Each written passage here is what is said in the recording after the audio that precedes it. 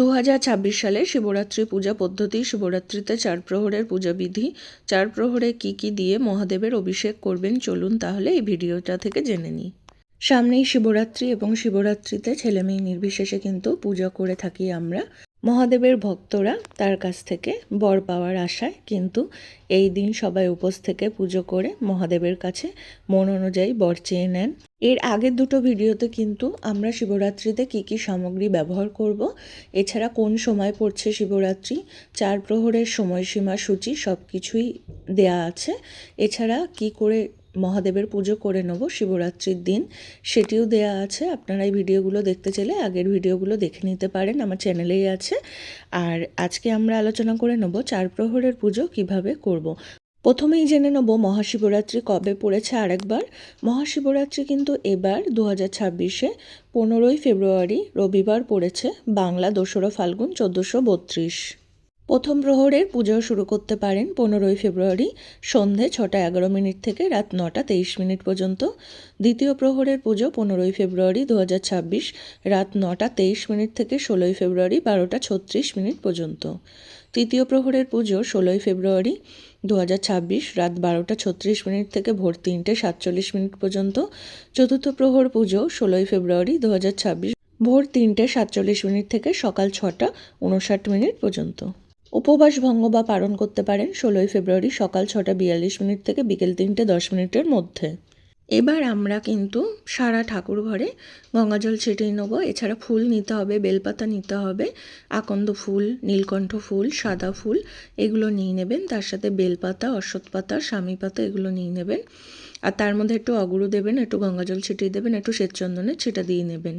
এবার কিন্তু আমরা পুজোয় বসার আগে আচমন সেরে নেবো। আচমন সারতে আমরা বাঁ হাতের তালুতে কিন্তু গঙ্গাজল নিয়ে নেবো একটুখানি, নিয়ে কিন্তু আমরা ডান হাতের অনামিকা আঙুল দিয়ে মুখের মধ্যে 3বার ছিটা দেবো, দিয়ে বলবো নম বিষ্ণু নম বিষ্ণু নম বিষ্ণু নম অপবিত্র পবিত্র বা সর্বাবস্থান গত পিবা যৎসরেত পুণ্ডরীকাক্ষ সভাজ্য অভ্যন্তর সূচি নম সূচি নম সূচি নম সূচি বলে কিন্তু আবার হাতটা শুদ্ধ জলে আবার ধুয়ে নিতে হবে।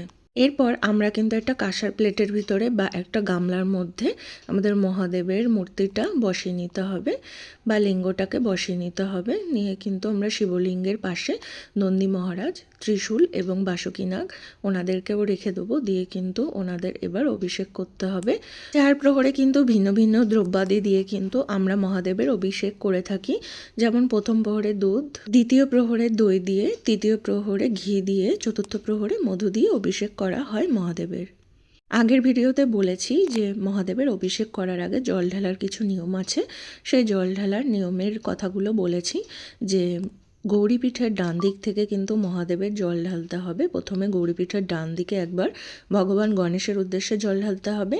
মহাদেবের গৌরীপীঠের বাঁ দিকে একবার ভগবান কার্তিকের নামে জল ঢালতে হবে এবং গৌরীপীঠের মাঝ বরাবর যেখান থেকে জলটা যায় মহাদেবকে স্নান করালে সেই জায়গাটায় কিন্তু আমরা অশোক সুন্দরীর নামে জল ঢালবো।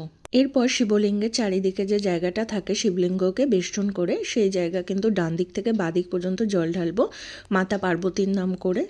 এরপরে কিন্তু আমরা মহাদেবের মাথায় জল ঢালবো বা শিবলিঙ্গের উপরে জলটা ঢালবো। প্রথম প্রহরে কিন্তু মহাদেবকে অভিষেক করে নিতে হবে কাঁচা দুধ দিয়ে। দুধ নিতে হবে, গরুর দুধ, সেই দুধ মাথা দিয়ে ঢালবো, মহাদেবের মাথা দিয়ে ঢালবো আর বলবো ইদং স্নানিয়ং দুগ্ধং ওং হোং ঈশানায় নমঃ। এবার আমরা মহাদেবকে কিন্তু স্নান করিয়ে নেবো গঙ্গা জল দিয়ে। আর আমরা স্নান করানোর মন্ত্রটি জপ করে নেব ওং ত্র্যম্বকং যজামহে সুগন্ধিং পুষ্টিবর্ধনম উর্বারো কমিব বন্ধনামৃত্যমূর্খীয় মাহমৃতাৎ। এই মন্ত্রটি 3বার আমরা জপ করব। জপ করে মহাদেবের মাথায় কিন্তু জল ঢালবো। দ্বিতীয় প্রহরে কিন্তু আমরা মহাদেবকে অভিষেক করিয়ে নেব দই দিয়ে। তার সাথে সাথে নন্দী মহারাজ, বাসুকীনাগ এবং ত্রিশূলকে অভিষেক করিয়ে নিতে হবে। মহাদেবকে অভিষেক করানোর সময় দই দিয়ে কিন্তু আপনারা এই মন্ত্রটি বলবেন ইদং স্নানিয়ং দধি ওং হোয়ং অঘরায় নমঃ। এই মন্ত্রটি কিন্তু আপনাদের 3বার জপ করতে হবে, করে অভিষেক করে নিতে হবে মহাদেবকে। এবার আমাদেরকে পরিষ্কার জল দিয়ে কিন্তু মহাদেবকে ধুয়ে নিতে হবে, আর বাসুকীনাগকে আর আমাদের নন্দী মহারাজকে, ত্রিশূলকে ধুয়ে নিতে হবে ভালো করে। তৃতীয় প্রহরে কিন্তু আমাদেরকে ঘি দিয়ে অভিষেক করিয়ে নিতে হবে। তৃতীয় প্রহরে ঘি দিয়ে অভিষেক করানোর সময় মন্ত্রটি বলবেন ইদং স্নানিয়ং ঘৃতং ওং হোং বামদেবায় নমঃ। এই মন্ত্রটি কিন্তু 3 বার আপনারা জপ করবেন, করে কিন্তু অভিষেক করাবেন। ঘি দিয়ে অভিষেক করার পর কিন্তু আমরা মহাদেবকে, বাসুকীনাগকে, ত্রিশূলকে এবং নন্দী মহারাজকে ধুয়ে নেবো ভালো জল দিয়ে। প্রত্যেক প্রহরে যখন আপনারা অভিষেক করাবেন, তারপরে যখন বাবাকে স্নান করিয়ে নেবেন, তখন কিন্তু ওনার স্নানের মন্ত্র যেটি প্রথম প্রহরে বলা হয়েছে সেটি উচ্চারণ করে নিতে পারেন। চতুর্থ প্রহরে আমরা মহাদেবের এবার অভিষেক করিয়ে নেব। অভিষেক করানোর জন্য কিন্তু এই মন্ত্রটি বলবেন, ইদং স্থানীয় মধু ওং হোং সদ্যজাতায় নমঃ। এই মন্ত্রটি 3 বার উচ্চারণ করতে হবে। 3 বার উচ্চারণ করার পর কিন্তু আবার মহাদেবকে ভালোভাবে ধুয়ে নিতে হবে। নিয়ে কিন্তু আপনারা স্নান করিয়ে নেবেন। স্নান করানোর সময় কিন্তু স্নানের মন্ত্রটি আগেই বলেছি, সেই মন্ত্রটিই বলবেন।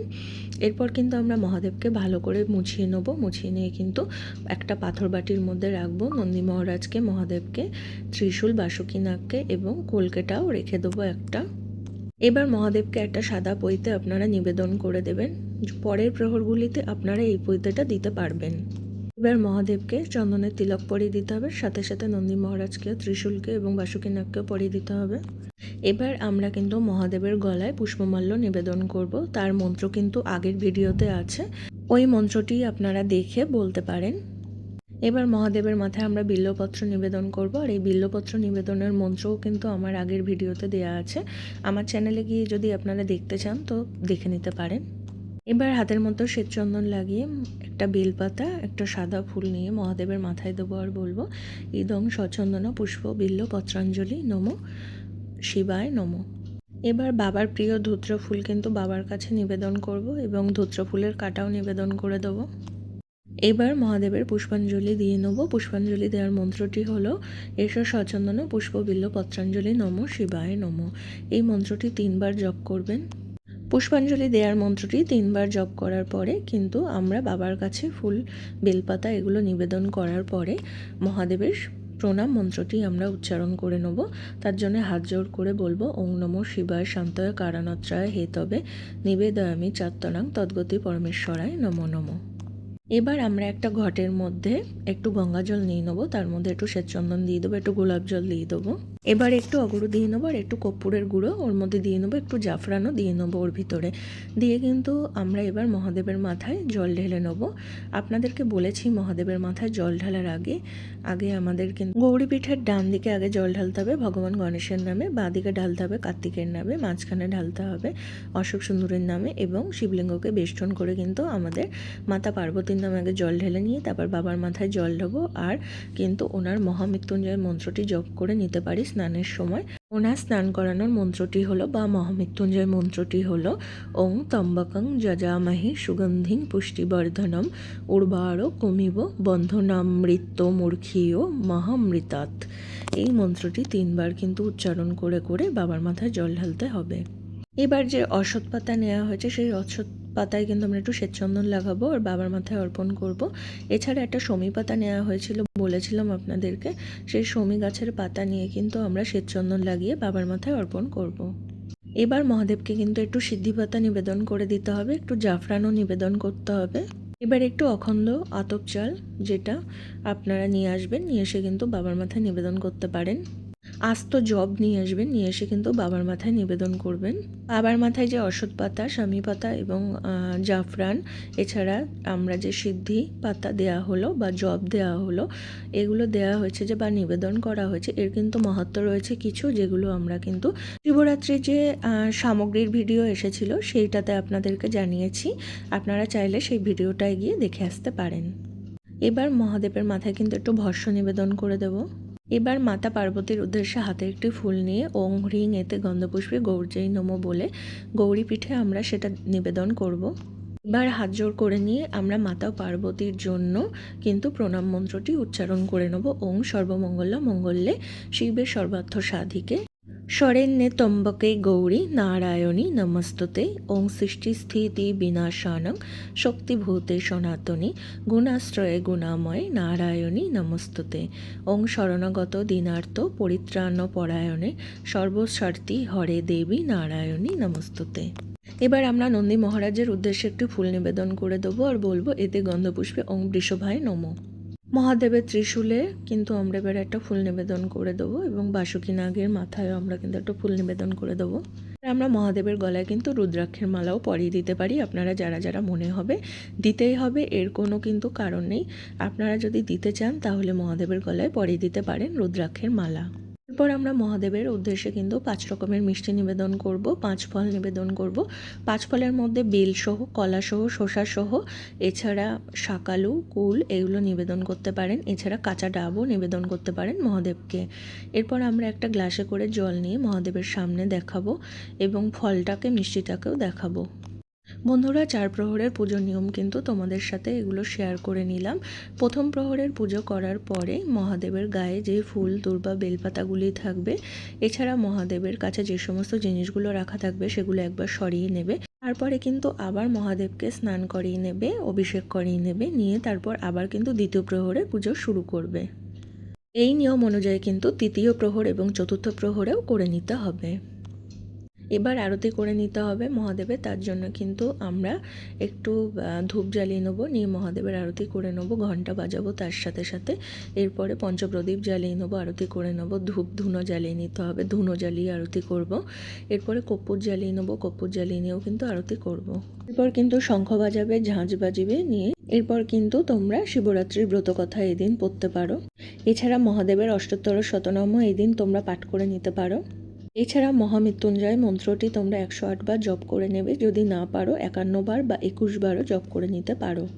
এবার পুজোর সময় যদি কোনো ভুল ত্রুটি হয়ে থাকে তার জন্য মহাদেবের কাছে ক্ষমা প্রার্থনা করে নেবে হাত জোর করে সবাই, এবং বাবার কাছে মাথা নত করে নিজের মনস্কামনা বলবে এবং প্রণাম করবে আর মহাদেবের নাম করবে।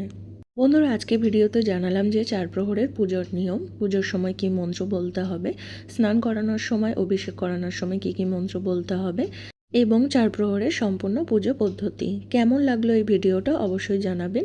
ভালো লাগলে লাইক, শেয়ার, কমেন্ট আর সাবস্ক্রাইব করে সাথে থাকবেন, পাশে থাকবেন। আরও নতুন নতুন ভিডিও নিয়ে আপনাদের সাথে আবার দেখা করতে চলে আসবো আরেকদিন। আজকের মতো এখানেই বিদায়।